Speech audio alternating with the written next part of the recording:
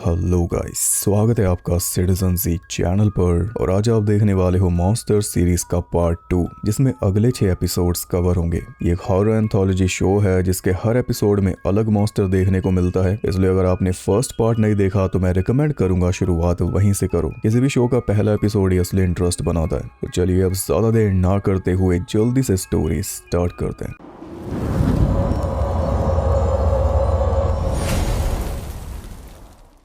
7th episode का नाम है द लेगेसी। इसकी स्टोरी दी है साइको के राइटर रॉबर्ट ब्लॉक ने और इसे लिखा है जॉन हैरिसन ने, जिन्होंने इसके अगले ही साल Tales from the Dark Side movie बनाई थी। जिस शो से ये शो निकला है उसकी मूवी। ये कहानियां शुरू होने से पहले खत्म हो चुके हॉरर राइटर डेल की, जिसे लिखने के लिए कोई इंस्पिरेशन नहीं मिल रही थी। इसलिए बड़ी मेहनत से ढूंढ ढांड के उसने एक खास घर खरीद लिया जो उसे कुछ इंस्पिरेशन देगा, ऐसा उसका कहना है। क्योंकि वो घर है famous horror movie actor Fulton Pierce का, जिन्होंने हॉरर मूवीज में एक से बढ़ के एक रोल किए, लेकिन उनका असली चेहरा आज तक किसी ने नहीं देखा। हमेशा वो कैरेक्टर में ही रहते थे मेकअप वगैरह करके, और उनकी मौत कब हुई कैसे हुई वो किसी को भी नहीं पता। एक बहुत ही मिस्टीरियस से आदमी थे जिनके बारे में किसी के पास कोई जानकारी नहीं है, इतने साल मूवीज में काम करने के बावजूद। तो डेल ने स्पेशली उन्हीं का घर ढूंढ के खरीदा है, क्योंकि डेल को उनका सीक्रेट जानना है कि वो जैसे थे वैसे क्यों थे और कैसे थे। कैसे वो हर एक रोल के लिए खुद को रेडी करते थे, और इस तरह से रेडी करते थे कि आज तक उनका एक भी रोल कोई नहीं भूला, मगर उन्हें भूल गए क्योंकि उनकी पहचान किसी को पता ही नहीं। उन्हीं की लाइफ पे कुछ लिख देगा या उनका सीक्रेट जान पाएगा तो बहुत बड़ा नाम बना सकता है। हालांकि जिसने घर बेचा उसने इस बात का कोई दावा नहीं किया था कि ये फुल्टन पियर्स का ही घर है, पर डेल ने पूरी छानबीन की थी, इसलिए रिस्क लेके अपने सारे पैसे इस घर में लगा दिए थे। और अब एक हफ्ता इस घर में रहने के बाद डेल को फुल प्रूफ सबूत मिल चुका है कि ये फुल्टन पियर्स का ही घर है। उसे मिला है पियर्स का मेकअप बॉक्स, जिसका यूज करके पियर्स ने खुद को उन सभी रोल्स में ढाला था जो हॉलीवुड में अमर हो गए। अब सेम घर में रह के डेल का भी कुछ ऐसा ही प्लान है हॉलीवुड पे छा जाने का। डेल की गर्लफ्रेंड एक जानी मानी एक्ट्रेस है डेबी, जो डेल के इस अजीब बर्ताव से परेशान है। डेबी का बड़ा सा घर छोड़ के डेल इस अजीब से एरिया के एक सड़े से घर में रहने पहुंचा है और चाह रहा है कि डेबी भी यहीं पे रहने लग जाए। मतलब रोज वो डेबी के सब्र का इम्तिहान ले रहा है। डेबी बड़े अच्छे मन से उसके पास आई थी, पर फिर वही फुल्टन पियर्स की बातें कर करके उसने डेबी का सारा मूड खराब कर दिया, इसलिए वो आते ही वापस भी चली गई। डेल को बुरा तो लगा, पर उसे पूरा यकीन था कि किताब पूरी होते ही उसकी जिंदगी बदल जाएगी और किताब को पूरी करने में उसकी मदद करेगा फुल्टन पियर्स, जिसका एसेंस आज भी उस घर में मौजूद है। डेल उसका मेकअप बॉक्स खोल के बैठ गया तो बॉक्स के मिरर में उसे पियर्स के कई रूपों में से एक रूप दिखाई देने लगा, उसके बाद दूसरा और फिर तीसरा। ऐसा लग रहा था मानो वो सब डेल के ऊपर हंस रहे थे कि तेरे बस की बात नहीं है, इसलिए डेल ने वो बॉक्स ही बंद कर दिया। फिर अगले दिन उस बॉक्स को लेके वो स्टेला नाम की लेडी के पास पहुंचा, जिसने 16 साल की एज में पियर्स के साथ एक मूवी में काम किया था। उस टाइम पियर्स की एज स्टेला से डबल थी, फिर भी स्टेला उसके प्यार में पड़ गई थी, कुछ ऐसा उसका ऑरा था। डेल स्टेला से पूछने लगा कि हॉलीवुड ने पियर्स के मेकअप को कॉपी करना तो सीख लिया है, लेकिन फिर भी कैरेक्टर्स में वो बात नहीं दिखती जैसे कि पियर्स जान फूका करते थे वैसी। बाहर से तो खुद को बदलते ही थे, लेकिन अंदर से कैसे बदलते थे वो मुझे जानना है, क्या आपको पता है? स्टेला बोली, अगर मुझे पता होता तो क्या आज मैं यहीं पे बैठी होती या तू मेरे तक पहुंच पाता? पियर्स का सीक्रेट कोई नहीं जानता, तभी तो वैसा कोई दूसरा आया नहीं हॉलीवुड में कभी। बस मैं इतना जानती हूँ कि पियर्स अपने घर में घंटों तक मिरर के सामने खड़े होकर खुद से बातें करता था, खुद को उस कैरेक्टर के तौर पे देखकर, जैसे ड्रैकुला वगैरह। स्टेला ने ड्रैकुला का नाम लिया तो डेल को याद आया कि पियर्स अपने करियर के आखिर तक ड्रैकुला के रोल को मना करते रहे। एकदम आखिर में जाकर पियर्स ने वो रोल किया था और उसके बाद से किसी को उनकी खैर खबर नहीं मिली। स्टेला का कहना है कि वो रोल प्योर इविल था। स्टेला ने डेल को वार्निंग दे दी कि पियर्स ऐसी चीजें करके गया जो ना तो तब कोई कर पाया था और ना ही अब कोई कर पा रहा है। जो भी वो करता था उसकी भारी कीमत चुकानी पड़ती थी, तभी तो वो जवानी में ही मारा गया। अब तू उसके रास्ते पर चलना चाहता है तो पहले सोच ले कि तू क्या कीमत चुकाने को तैयार है। घर जाके डेल किताब लिखने बैठ गया, लेकिन एक भी शब्द उसके दिमाग में आ नहीं रहा था। थकार के वो फिर से मेकअप बॉक्स खोलने लगा, तभी वहां पे डेबी आ गई, जो डेल से नाराज थी क्योंकि आज डिनर का प्लान था, पर डेल पहुंचा ही नहीं। वेट कर करके डेबी ही डेल के पास पहुंच गई और डेल कह रहा है कि मैं तो किताब लिख रहा था, पर उसकी लिखी हुई किताब देख के डेबी को और गुस्सा आ गया। वो गुस्से में बोली कि अब तू फैसला कर ले, फुल्टन पियर्स या मैं, मेक अप योर माइंड। और बस ये एक लाइन सुनते ही डेल को पियर्स का सीक्रेट पता चल गया, मेक अप योर माइंड। किसी भी रोल में ढलने के लिए बाहर के बजाय पियर्स अपने माइंड का मेकअप करता था, इसलिए पूरी तरह उस रोल में जान डाल देता था। और सफल होने के लिए डेल को भी यही करना होगा, मिरर में खुद को देख के अपने दिमाग को तैयार करना होगा। डेबी ने उसका दिमाग खोल दिया, जिस वजह से डेबी के प्रति उसका प्यार उमड़ने लगा। इसलिए बड़ी बातचीत के बाद वो दोनों सो गए। लेकिन रात में अचानक से डेबी की आंख खुली तो उसने देखा कि डेल बेड पे था ही नहीं। वो मिरर के सामने खड़ा होकर खुद को पियर्स के एक रोल में ढाल रहा था और उसमें कामयाब भी हो चुका था। फाइनली उसे पता चल चुका था कि पियर्स ने हॉलीवुड पे कैसे राज किया और पियर्स खुद उसे शाबाशी दे रहा था मेकअप बॉक्स के मिरर में से। तभी डेल की नजर डेबी के ऊपर पड़ी तो वो खुद को डेबी की नजरों से छुपाने लगा। पियर्स को भी छुपाना था, इसलिए जल्दी से मेकअप बॉक्स बंद करके वो फ्लोर पे ही लेट गया अपना मुंह छुपाकर। तो डेबी ने उसके पास जाकर उसे शांत किया और देखा कि उसने पन्नों पे बार बार सिर्फ एक ही चीज टाइप की हुई थी, मेकअप योर माइंड। अगली सुबह जब वो उठा तो कल रात क्या हुआ उसे कुछ भी याद नहीं था। डेबी उसे बोलने लगी कि ये घर तुम्हारे लिए ठीक नहीं है, अभी के अभी मेरे घर चलो और इस किताब को भूल जाओ। पर डेल उल्टा उसी के ऊपर बरस पड़ा कि अब जाके मेरा टाइम आया है, मुझे वो सीक्रेट पता चल चुका है जिसके जरिए हर जगह मेरा नाम होगा। अब कोई मुझे एक्ट्रेस डेबी का बॉयफ्रेंड कह के नहीं बुलाएगा, मेरी अपनी पहचान होगी और मुझे 2 कौड़ी के काम नहीं करने पड़ेंगे। चंद पैसों के लिए अमीर बच्चों को लेक्चर नहीं देना पड़ेगा जिन्हें लगता है कि नाइटमेयर ऑन एल्म स्ट्रीट एक अच्छी फिल्म है। मैं नहीं कह रहा, वो कह रहा है। इतना सब सुनने के बाद डेबी उसे छोड़ के वहां से चली गई। तूफानी रात में वो खुद से बातें कर रहा था कि शायद कोई भी एक रोल से दूसरे रोल में ढल सकता है। तभी मिरर में देखता है कि वो खुद ढलता जा रहा था। अंदर से तो मेकअप कर ही लिया, इसलिए बाहर से भी बदलने लगा था और अब ये उसे पसंद नहीं आ रहा था। पियर्स उस पे हंस रहा था जो उसे इतना बुरा लगा कि उसका सारा भ्रम टूट गया। उसे एहसास हो गया कि डेबी ही उसका साथ देगी, ना कि कोई फुलटन पियर्स। उसने डेबी को चुन लिया, इसलिए मेकअप बॉक्स को वो फेंकना चाह रहा था। बस तभी बॉक्स के अंदर से हाथ बाहर निकाल के पियर्स ने उसका गला पकड़ लिया तो बॉक्स फेंक कर वो दूर जाके गिरा, जिस वजह से बॉक्स के मिरर में क्रैक आ गया। उसी टाइम डेबी वहां पे पहुंच गई और अंदर आते ही सामने उसे खड़ा मिला फुलटन पियर्स अपने ड्रैकुला वाले अवतार में। बस इसी के साथ ये टेल हो गई खत्म। तो यानी कि पियर्स मरा नहीं था, बल्कि वो मिरर में कैद हो गया था। जिस मिरर में देख के वो खुद को तब्दील करता था उसी में सालों से वो इंतजार में था कि कोई ना कोई आएगा और उसे फ्री करेगा। डेल ने उसके लिए ये काम कर दिया, मिरर ही क्रैक कर दिया, जिसके चलते पियर्स बाहर आ गया। लेकिन अगर मिरर क्रैक ना भी होता तब भी पियर्स धीरे धीरे बाहर आ ही रहा था। डेल के दिमाग पे हावी होकर वो उसे रिप्लेस कर रहा था। मतलब डेल को मिरर में कैद कर देता अपने जैसा बनाकर और खुद बाहर आ जाता। यानी कि मेकअप बॉक्स भी मायावी था। ऐसे कुछ मिलता जुलता मेकअप बॉक्स वाला एपिसोड हमने डार्क सीरीज में भी देखा था। 8वीं स्टोरी थी वो और 7वीं स्टोरी के राइटर रॉबर्ट ब्लॉक थे, जिनकी ये स्टोरी है। अब इंस्पिरेशन तो वही लग रही है। एक और इत्तेफाक ये है कि उस एपिसोड को जेफरी ब्लूम ने लिखा था और इस एपिसोड को जेफरी वुल्फ ने डायरेक्ट किया। इस एपिसोड को जॉन हैरिसन ने लिखा है, जिन्होंने Tales from the Dark Side movie बनाई। इसके बाद ये एक और इत्तेफाक, जिस शो से ये शो निकला, इस शो में एक एपिसोड लिख के आगे पेरेंट शो की मूवी बनाने मिल गई। वैसे जॉन ने Tales from the Dark Side show, Tales from the Crypt और क्रीप शो के एपिसोड्स भी डायरेक्ट किए हैं। और इस एपिसोड में फुलटन पियर्स कोई असली एक्टर नहीं था, कहीं सर्च करने लग जाओ। वो बस ऐसे ही एक कैरेक्टर बना दिया, लेकिन वो इंस्पायर्ड है real life Hollywood legend Lon Chaney से, जिन्हें मैन ऑफ 1000 फेसेस भी कहा जाता है। इसी वजह से, क्योंकि उन्होंने ऐसे ऐसे रोल्स किए खुद अपना मेकअप करके कि लोग बस देखते ही रह गए। आज हम जितने भी मेकअप इफेक्ट्स या प्रैक्टिकल इफेक्ट्स देखते हैं, जड़ें वहीं जाके जुड़ती हैं। फुलटन पियर्स के हमने जितने भी रूप देखे मिरर में, वो सारे रोल्स लॉन शेनी ने प्ले किए हैं रियल साइलेंट हॉरर फिल्म्स में। The cabinet of doctor Caligari, Frankenstein, the phantom of the opera, और जो हैट वाला रोल था वो है 1927 की लंदन आफ्टर मिडनाइट में से, जो कि लॉस्ट फिल्म है, यानी पूरी तरह से खो चुकी है। तो ये एपिसोड बहुत सोच समझ के बनाया गया है। लॉन शेनी को भी कॉपी करना चाहा बहुतों ने, पर कोई भी नहीं कर पाया। फिर उनसे इंस्पायर्ड लोगों ने हॉलीवुड का सीन बदला। 8th एपिसोड का नाम है स्लीपिंग ड्रैगन।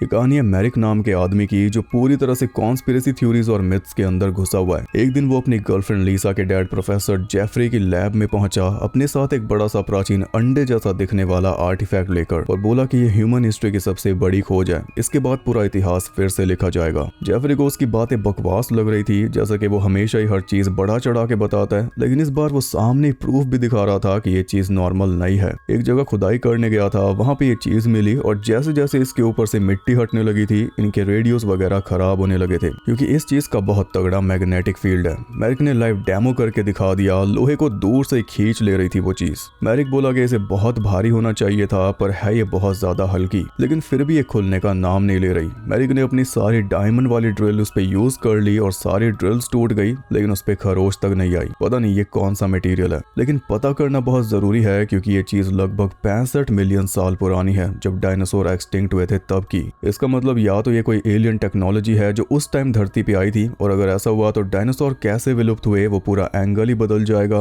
या फिर ये इस बात का सबूत है कि धरती पे उस टाइम भी कोई इंटेलिजेंट लाइफ फॉर्म रह रही थी हमारे जितनी ही टेक्निकली एडवांस। ये पता लगाने के लिए इस चीज को खोलना जरूरी है, इसलिए मैरिक जेफरी के पास आया है उसकी लेजर ड्रिल का यूज करने। मैरिक की इन सब बातों को भी जेफरी एक भयानक कॉन्स्पिरेसी थ्योरी मानकर टालना चाह रहा था, पर लीसा के जिद करने पर उसने लेजर का यूज अलाउ कर दिया ताकि जल्द से जल्द उन दोनों से जान छूटे। लेजर का यूज शुरू हुआ लेकिन उससे भी कोई फर्क नहीं पड़ रहा था। ऊपर से तभी लाइट चली गई और लेजर की बैटरी भी खत्म हो गई, इसलिए मैरिक और जेफरी दोनों नीचे चले गए बैटरीज लाने और लीसा भी इधर उधर हो गई। पर जैसे वो तीनों वहां से हटे वो चीज अपने आप खुल गई और उसमें से जो भयानक क्रिएचर निकला उसने जेफरी के असिस्टेंट अनीता को पकड़ के चीर डाला, फिर उसे दबोच के अपने साथ ले गया। जब वो तीनों वापस आए तो उस चीज को खुला देखकर हैरान हो रहे थे, मगर जैसे दीवार पे पड़ा खून देखा तो परेशान भी हो गए। उन्हें समझ आ गया कि इस चीज में से कुछ तो खतरनाक बाहर निकला है, और अनीता की स्लेट देख के पता चला कि उसने अनीता को निपटा दिया। तीनों इस सोच में पड़ चुके थे, तभी उस क्रिएचर के गुर्राने की आवाज आई तो तीनों हिल गए। मैरिक ने जल्दी से दरवाजा बंद कर दिया, लेकिन उस क्रिएचर के आगे दरवाजा टेक नहीं पाया। एक ही बार में उसने दरवाजा खोल दिया और तब हम देख पाए कि वो एक डायनासोर है, एक इवॉल्विंग स्मार्ट डायनासोर। जैसे हम इंसान इवॉल्व हुए और हमसे पहले भी कई इंसानी प्रजातियां रही हैं, वैसे यहाँ पे दिखाया जा रहा है कि डायनासोर्स भी इवॉल्व होके स्मार्ट हो रहे थे हमारी तरह, और हमारे बजाय आज धरती पे वही राज कर रहे होते अगर उनका एक्सटिंक्शन ना होता। मतलब एस्टेरॉयड धरती पे ना गिरता तो आज इंस्टाग्राम इन्फ्लुएंसर कुछ अलग दिखते। लेकिन एस्टेरॉयड के गिरने से पहले ये प्रजाति इतनी स्मार्ट हो चुकी थी कि इन्होंने पहले प्रेडिक्ट करके अपनी सेफ्टी के लिए ये अनब्रेकेबल कैप्सूल्स बना लिए थे, जिसके अंदर छुप के ये डायनासोर आज तक बचा हुआ है। वैसे तो गहरे पत्थरों के नीचे दबा हुआ गहरी नींद सो रहा था, पर आज की स्मार्ट प्रजाति ने इसे जगा ही दिया। अब देखते हैं कि ये कंपटीशन कैसे हजम करेगा। उसके पास स्मार्ट दिमाग भी है और बॉडी में पुराने खूंखार फीचर्स भी हैं, साथ में सालों की भूख भी है। तो गुर्राते हुए वो आगे बढ़ रहा था उन्हें खाने के लिए, पर लीजा ने दिमाग चलाते हुए उसके ऊपर एसिड फेंक दिया, जिसके चलते वो वहां से भाग गया और उसके साथ जनरेटर की पावर भी। फिर मैरिक और जेफरी ने जल्दी से दरवाजा ब्लॉक कर दिया और इतने में लीसा पुलिस के पास फोन करने लगी, मगर जल्दबाजी में फोन की केबल निकल गई और उसे पता भी नहीं चला। उसे लगा कि फोन डेड हो चुका है क्योंकि बाहर भारी बर्फीला तूफान चल रहा था। मैरिक ने उस कैप्सूल को अंदर से देखा तो उसे पता चल गया कि ये कोई स्मार्ट स्पीशीज है जिसने खुद को बचाए रखने के लिए ये कैप्सूल बनाया था। ये सुनकर जेफरी ने सलाह दी कि अगर वो एक स्मार्ट क्रिएचर है तो हम उससे बात कर सकते हैं, उसे समझा सकते हैं, पर मैरिक इस आइडिया के खिलाफ था।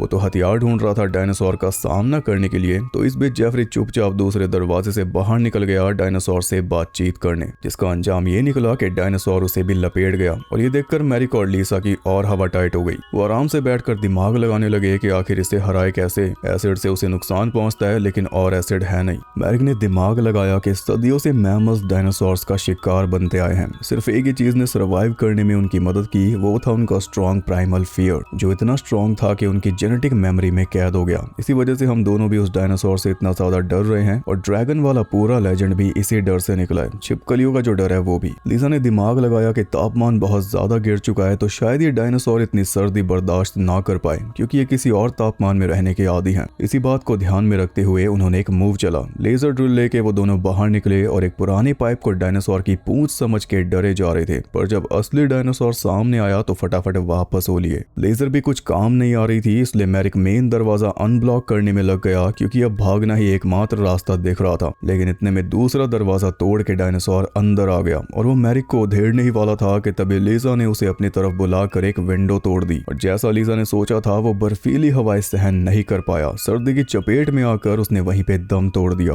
लीजा की समझदारी के चलते मैरिक की भी जान बच गई। दोनों वहां से जा रहे थे तभी लीजा ने देखा कि फोन की केबल निकली पड़ी है। उसने जल्दी से केबल लगाई पुलिस के पास फोन करने के लिए, मगर केबल लगाते ही पहले फोन बजने लगा और वो फोन था मैरिक के लिए। जिस साइट पे उसने खुदाई शुरू की थी जहां से ये कैप्सूल मिला, वहां पे अब तक 397 और कैप्सूल्स मिल चुके हैं और सारे के सारे खुलने लगे हैं। यानी ये प्रजाति अब अपनी जगह रिक्लेम करेगी। अब बनेगी असली रील, अब बदलेगी गुरु रंधावा की वीडियोस में मॉडल्स। इसी के साथ ये टेल हुई खत्म।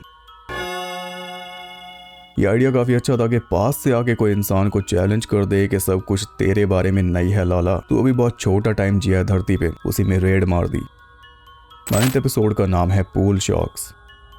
ये कहानी है गेब नाम के आदमी की जो आधी रात में एक पुराने बार में पहुंचा है जहाँ पे पहले से दो लोग पूल खेल रहे थे, नताशा नाम की सुंदर लड़की और लेस्टर नाम का मॉर्टिशियन जिसकी कॉफिन वाली गाड़ी बाहर ही खड़ी है। गेब ने बार के मालिक कैपी से उन दोनों के बारे में पूछा तो कैपी ने बताया कि मैंने इन दोनों को आज पहली बार देखा है। पहले लेस्टर आया था, उसके कुछ देर बाद नताशा, और तब से ये दोनों किस और पे खेल रहे हैं, मतलब शर्त लगा के खेलते हैं। अगर नताशा जीती तो लेस्टर उसे पैसे देता है और अगर लेस्टर जीता तो नताशा उसे किस देती है। गेब ने कैबी को पैसे पकड़ा के उससे डील कर ली कि उन दोनों को भर भर के शराब पिला। फिर गेब चला गया खुद लेस्टर के साथ खेलने, पैसों की शर्त लगाकर। इस बीच उसकी उंगली पे छोटा सा कट लग गया जिससे खून निकलने लगा और खून देखते ही नताशा एकदम से अलर्ट हो गई। उसने गेब की मदद की उसकी उंगली से निकलता हुआ खून चूस कर। फिर गेब और लेस्टर ने खेलना शुरू किया जिस बीच कैपी बार बार उन्हें शराब लाकर देता रहा। गेब तो पी नहीं रहा था पर लेस्टर को फ्री की मिल रही थी इसलिए उड़ेले जा रहा था। पहले जब छोटी मोटी शर्त लग रही थी तब गेब लगातार लेस्टर से हारता रहा, पर जब मोटा पैसा लगा तब गेब ने शुरू की हसलिंग। उसने लेस्टर को ऐसा हराना शुरू किया कि लेस्टर की जेब में एक पैसा तक नहीं छोड़ा। आखिर में खाली होकर लेस्टर को वहां से निकलना ही पड़ा। साथ में वो नताशा को भी ले जाना चाह रहा था पर नताशा लूजर्स के साथ नहीं जाती, वो रुक गई गेब के साथ खेलने के लिए। उसकी घड़ी में बार बार अलार्म बज रहा था तो गेब ने उससे पूछ ही लिया कि तुम बार बार टाइम क्यों देख रही हो। तो नताशा ने बताया कि मेरा सिर्फ एक ही रूल है, सूरज निकलने से पहले सो जाना, इसलिए अलार्म बज रहा है क्योंकि 6 बजे से पहले मुझे घर जाना है। ज्यादा खेल खेलने का टाइम नहीं था इसलिए नताशा ने गेम शुरू कर दिया, गेब के सामने अलग तरह की शर्त रख के। इस बार पैसों का कोई हिसाब नहीं था बल्कि नताशा ने सीधा बोल दिया कि अगर तू जीता तो मैं तेरी, तू चाहे मेरे साथ जो मर्जी कर, और अगर मैं जीती तो तू मेरा, मैं चाहे तेरे साथ जो मर्जी करूं। गेब राजी हो गया तो नताशा ने कुछ इस तरह से खेलना शुरू किया कि गेब देखता रह गया। उसने गेब को मौका ही नहीं दिया, पर गेब को जब जब मौका मिला उसने भी कमाल कर दिखाया। दोनों एक से बढ़ के एक थे, मुकाबला टक्कर का चल रहा था, बस नताशा 1 पॉइंट आ गई थी। खेल के बीच में गेब उससे बातें भी किए जा रहा था कि 1 महीने पहले मेरे टाउन के एक पुराने बार में एक सुंदर लड़की आई थी जो एक लड़के के साथ पूल खेलने लगी थी और फिर वो लड़का कभी दिखाई नहीं दिया। टाउन वालों का कहना है कि वो लड़की के साथ भाग गया, लेकिन उस लड़के के घर वाले इस बात को नहीं मानते, उनका कुछ और कहना है। गेब नताशा से पूछ रहा था कि तुमने इस बारे में सुना है क्या, तो नताशा बोली मैंने ऐसा कुछ नहीं सुना। और अब तक आप समझ ही गए होंगे कि नताशा ही वो लड़की है, और जिस लड़के की गेब बात कर रहा है वो गेब का छोटा भाई बॉबी था जिसे नताशा ने गायब कर दिया। क्योंकि असल में नताशा एक वैम्पायर है जो शहर शहर घूमकर रात में अलग अलग बार्स में जाती है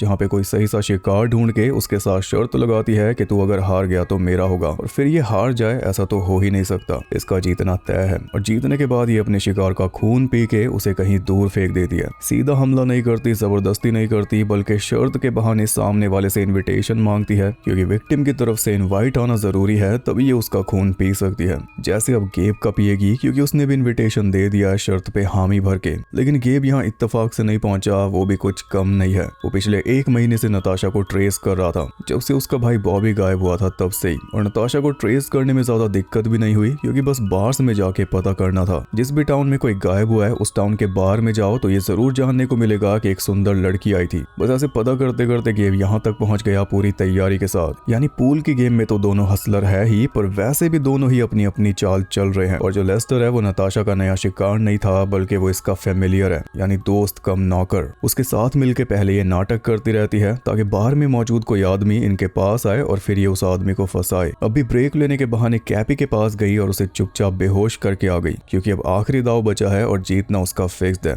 लेकिन जब वो गई उस बीच गेब ने भी अपनी तैयारी कर ली। उसने एक नुकीली स्टिक पोल की आड़ में छुपा दी और टेबल पे अपनी एक खास बॉल रख दी जो हिलेगी नहीं। नताशा ने आगे अपनी चाल चली मगर उस खास बॉल की वजह से वो रह गई। फिर गेब ने चाल चली और वो बस जीतने ही वाला था, तभी नताशा ने उसे बहका कर उसका शॉट मिस करवा दिया। इस बीच गेब का क्रॉस वाला लॉकेट बाहर आ गया जिसे देख के नताशा भड़क उठी। उसने बोला इसे उतारो, तो गेब ने भी उतार लिया। तभी लेस्टर अंदर आ गया नताशा को ले जाने के लिए क्योंकि सूरज उगने ही वाला था। और नताशा बोली बस चलते हैं, आखिरी दाव बचा है। दाव चलने से पहले उसने अपना असली रूप गेब के सामने रिवील कर दिया और उसे ये भी बता दिया कि तेरा भाई मुझे याद है। नताशा को लग रहा था कि वो गेब को डरा रही है, मगर इस बीच गेब भी अपनी चाल चल रहा था। जिस होल में वो खास बॉल जाएगी उस होल में गेब ने अपना क्रॉस वाला लॉकेट डाल दिया। फिर नताशा अपना दाव खेल के जीत गई और शर्त के मुताबिक गेब का खून पीने ही वाली थी कि तभी उसकी खास बॉल उछल के होल से बाहर आ गई। यानी गेम अभी बाकी है और बारी होगी गेब की, मतलब अब वही जीतेगा। नताशा उस होल में हाथ डाल के चेक करने लगी तो उसका हाथ जल गया गेब के क्रॉस की वजह से। गेब बारी चलने लगा तो नताशा उसे फिर से बहकाने लगी, पर इस बार गेब ने उसकी तरफ देखा ही नहीं। उसने साइड में लगे मिरर में देख के शॉट प्ले कर दिया जिसमें नताशा दिखाई ही नहीं दे रही थी। कुछ इस तरह गेब जीत गया और नताशा उसकी हो गई। अब उसकी हो ही चुकी थी इसलिए उसे ऑफर दे रही थी कि मैं तुझे अपने जैसा बना दूंगी, फिर हम दोनों हमेशा साथ रहेंगे। पर गेब ने उसका ऑफर लिया नहीं। नुकीली स्टिक से स्टैब करके उसे पूल टेबल पे ही खत्म कर दिया। जाते जाते फैन ऑन कर गया ताकि उसकी जो राख बनी है वो उड़ जाए। इसी के साथ ये टेल हुई खत्म।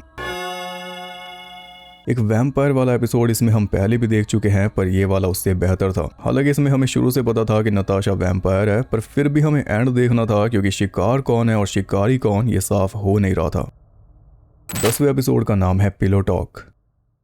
ये कहानी है माइल्स मैग्नस नाम के फेमस हॉरर राइटर की, जो एक रात बारबरा नाम की लड़की को अपने साथ घर लेके आता है। बारबरा उसकी बड़ी फैन थी और उसके साथ रोमांस करने के लिए मरी जा रही थी, तो माइल्स उसे सीधा अपने बेड पे ले गया जहाँ पे वो सच में मर गई। माइल्स ने ब्लैंकेट हटाया तो बारबरा बेड के अंदर धंसने लगी और इससे पहले कि वो कुछ समझ पाती बेड उसे साबुत ही निगल गया, क्योंकि बेड के अंदर रह रहा था एक प्राचीन मॉन्स्टर जो माइल्स के साथ कम्युनिकेट करता है उसके सपनों के थ्रू। जब माइल्स उसके ऊपर सोता है तब वो माइल्स के सपनों में उसे ऐसी ऐसी कहानियां दिखाता है जिन्हें माइल्स किताबों के रूप में छाप देता है और उसी की बदौलत आज इतना फेमस है। एक तरह से वो मॉन्स्टर माइल्स का मास्टर है। माइल्स उसे खाना लाके देता रहता है और बदले में वो माइल्स को नई नई कहानियां देता रहता है जो उस मॉन्स्टर ने अपनी आंखों से देखी हुई है। वो मॉन्स्टर डायनासोर से भी पुराना है। अब खुद अंदाजा लगा लो उसके पास कितनी कहानियां होंगी और कैसी कैसी कहानियां होंगी। उसने बड़ी बड़ी प्रजातियां विलुप्त होते देख ली, एक अजीब से प्राणी को आग जलाते हुए देख लिया, उसके बाद धरती में कई चेंजेस देख लिए। माइल्स का कहना है कि पहले तो उस मॉन्स्टर जैसे इस धरती पे कई थे, पर धीरे धीरे सब खत्म हो गए। बस उसका मास्टर ही इकलौता है जो अब तक बचा हुआ है और माइल्स किसी भी हाल में उसे निराश नहीं कर सकता।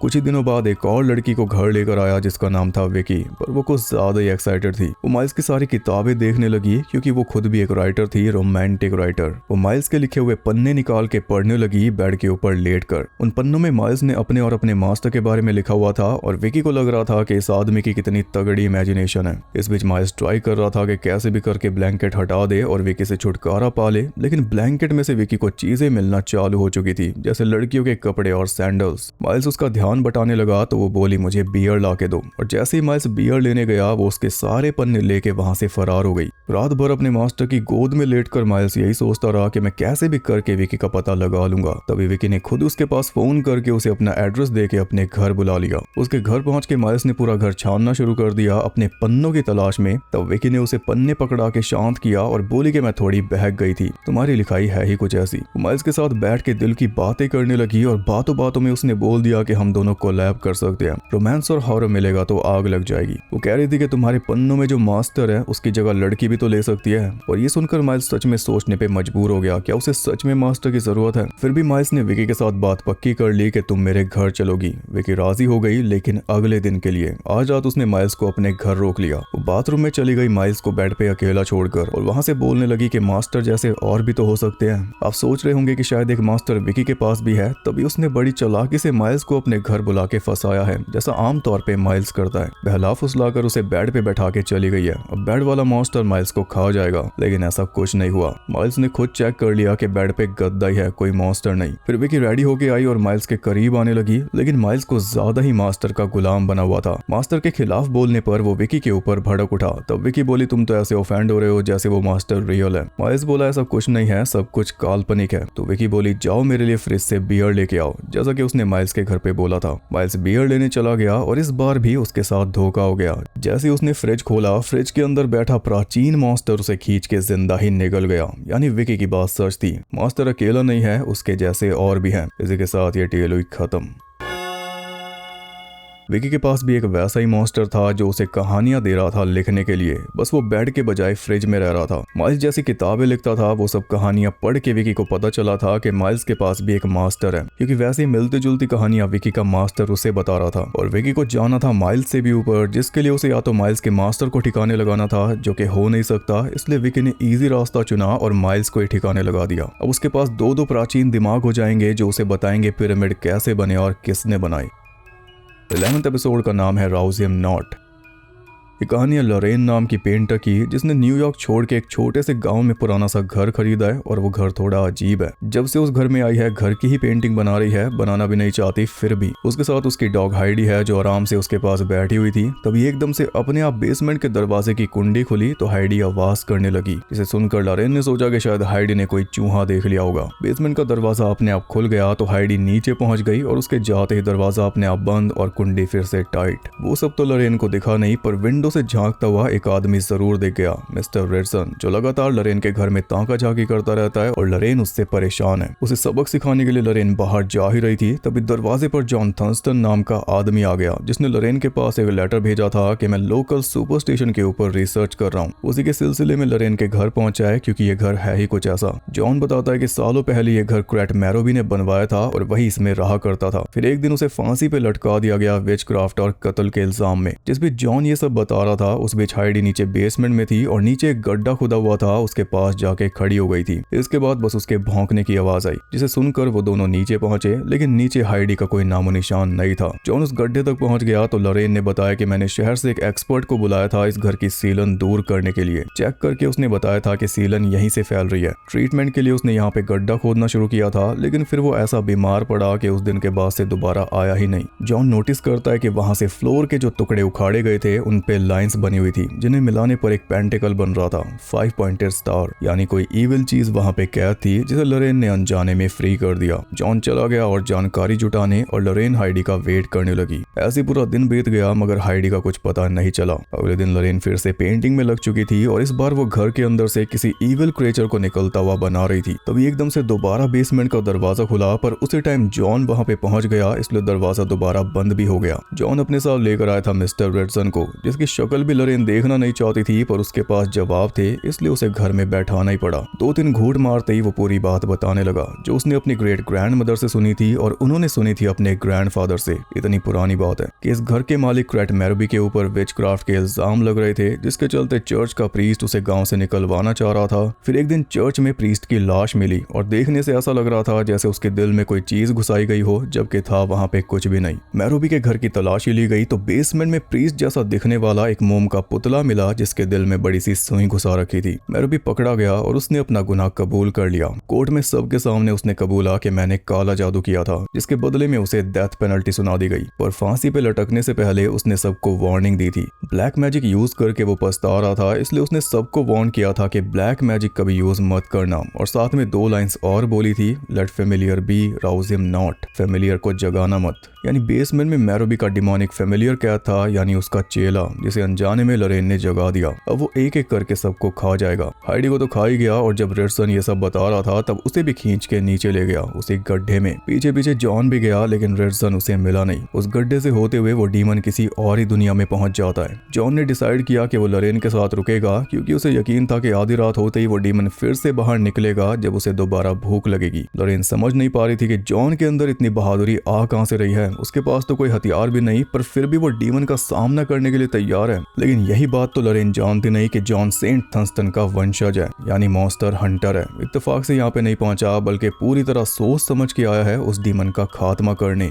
हथियार के तौर पर उसके पास सेंट थंस्टन की बनाई हुई 1000 साल पुरानी प्योर सिल्वर की तलवार है, जिससे डीमन बच नहीं पाएगा। लरेन समझ रही थी कि शायद वो डीमन मैरोबी की ही आत्मा है, पर जॉन ने उसे बताया कि मैरोबी को बेसमेंट में दफनाया जरूर गया था, लेकिन उसे फिर से बाहर निकाल के उसके दिल में स्टेक घुसाया गया था, ताकि उसकी आत्मा किसी को परेशान ना कर सके। इसका मतलब साफ है कि ये मैरोबी का फेमिलियर डीमन है, जिसका जिक्र उसने मरने से पहले किया था। दोनों बैठ के वेट करने लगे और रात के 12 बजते ही वो डीमन गड्ढे से बाहर निकल आया। जॉन नीचे पहुंचा और वो गड्ढे में तलवार मारने लगा, जबकि डीमन पहले ही बाहर निकल के छुपा हुआ था। चालाकी से वो जॉन को लपेटे में लेने लगा, जिस चक्कर में जॉन के हाथ से तलवार गिर गई और वो एकदम आसान शिकार बन गया। डीमन उसे खाने वाला था कि तभी लरेन ने आके पूरी गन उस डीमन के अंदर खाली कर दी और जॉन को टाइम दे दिया तलवार फिर से उठाने का। तो इस बार जैसे डीमन जॉन की तरफ बढ़ा, जॉन ने तलवार घुमा के उसका सर अलग कर दिया। एक ही बार में खेल खत्म। फिर ऊपर जाके अपने रुमाल से तलवार को साफ किया और उस रुमाल को भी उसी टाइम जला दिया, क्योंकि उस पे डीमन का खून था। लरेन के घर को डीमन फ्री करके वो चल दिया अपने अगले सफर पे, और इसी के साथ ये टेल हो गई खत्म। तो वैम्पायर का फेमिलियर भी देख लिया हमने, और एक काला जादू करने वाले का भी देख लिया। मतलब साफ तो नहीं दिखा, पर इतना बजट भी नहीं था ना। 12th एपिसोड का नाम है फूल्स गोल्ड। इसके डायरेक्टर हैं कई बार ऑस्कर अवार्ड जीत चुके ग्रेगरी कैनम अपने स्पेशल मेकअप इफेक्ट्स के लिए। इन्होंने मेकअप दिया था ब्रैम स्टोकर्स ड्रैकुला में, द मास्क में, टाइटैनिक में, हैनिबल में, वैन हेल्सिंग में, और ये बहुत ही बड़ी लिस्ट है। पर यहाँ के लिए मेन है शाहरुख खान की फैन। उसमें जो भटला फैन था वो वाला मेकअप। ये कहानी बेस्ड है एक ऑफिस बिल्डिंग के बेसमेंट में जहाँ पे कंस्ट्रक्शन का काम चल रहा था और जेरी नाम का वर्कर अकेला ही लगा हुआ था। उसने पत्थर की एक दीवार तोड़ी तो किसी ने उसे अंदर खींच के झुलसा डाला। कुछ देर बाद सुपरवाइजर शेरी 2 वर्कर्स को नीचे लेकर आई उनसे जल्दी काम खत्म करवाने के लिए, फिल और जो। और आके वो देखते हैं कि जेरी तो खत्म पड़ा है, किसी ने उसके फेस को बुरी तरह जला डाला। पर खास बात यह है कि जेरी के हाथ में सोने के सिक्के मिले, यानी जो गुफा जेरी ने खोली है उसके अंदर छुपा हुआ खजाना हो सकता है, साथ में कोई ऐसा जीव भी जिसने जेरी की ऐसी हालत कर दी। पर खजाने के लिए फिल किसी भी बला से लड़ने के लिए तैयार था। उसने अंदर झांक के देखा तो अंदर अलग ही चमक दिखाई दे रही थी, जिससे वो समझ गया कि सोना बहुत सारा रखा है अंदर। जो ने उसे बहुत समझाया, बहुत रोका, मगर फिर भी वो टॉर्च और पिकैक्स लेकर अंदर घुस गया। अंदर उसे मिला ढेर सारा खजाना जिसे वो जमा कर ही रहा था कि तभी एक छोटे से क्रिएचर ने सिर्फ उसका हाथ पकड़ के उसे जला डाला। उसकी चीख सुनकर जो उसे बचाने आया और किसी तरह खींचकर बाहर ले गया, पर जब खुद बाहर निकल रहा था तो उस क्रिएचर ने उसका पैर पकड़ के उसे भी जला दिया। अब जो ने अपनी आंखों से देख लिया था, इसलिए दोनों को बता दिया कि अंदर एक ट्रोल है। ट्रोल्स का खून खौलता हुआ गर्म होता है, इसलिए उसने सिर्फ हाथ लगा के हमें जला दिया।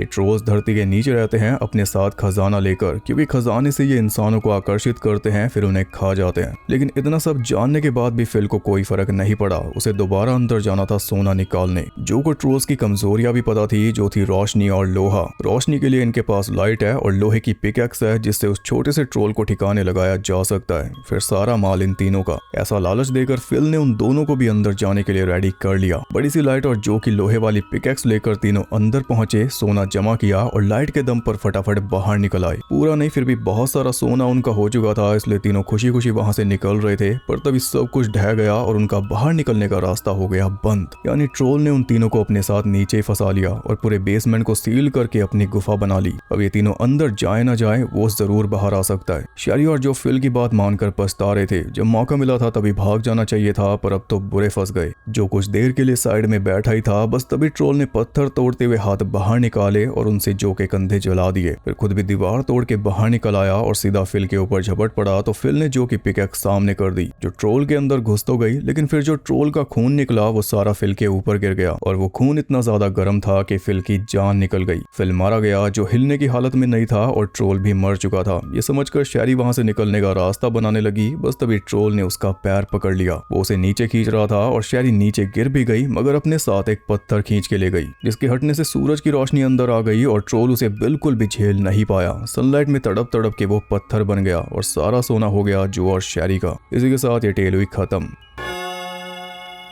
तो ये थी आज की टेल्स। इनमें से आपको 2 टेल्स बतानी है जो आपको बाकियों से अच्छी लगी, और फिर से वही कहूंगा, जितने ज्यादा कमेंट्स होंगे नेक्स्ट पार्ट उतनी जल्दी आएगा, इसलिए रिस्पॉन्स जरूर दिया करो। वीडियो पसंद आई तो लाइक कर देना और ऐसी और इंटरेस्टिंग वीडियोस देखने के लिए चैनल को सब्सक्राइब कर लो। एक हॉरर एंथोलॉजी शो मेंबर्स के लिए भी आने वाला है, उसका पहला सीजन मैं पूरा डालने वाला हूँ, तो सब्सक्राइब के साथ में जो ज्वाइन बटन है वहां से आप मेंबरशिप ज्वाइन कर सकते हो। मेंबर्स ओनली पे आपको और भी एंथोलॉजीज देखने को मिल जाएंगी। बाकी मैं आपसे मिलूंगा अगली वीडियो के साथ, तब तक के लिए सबको बाय।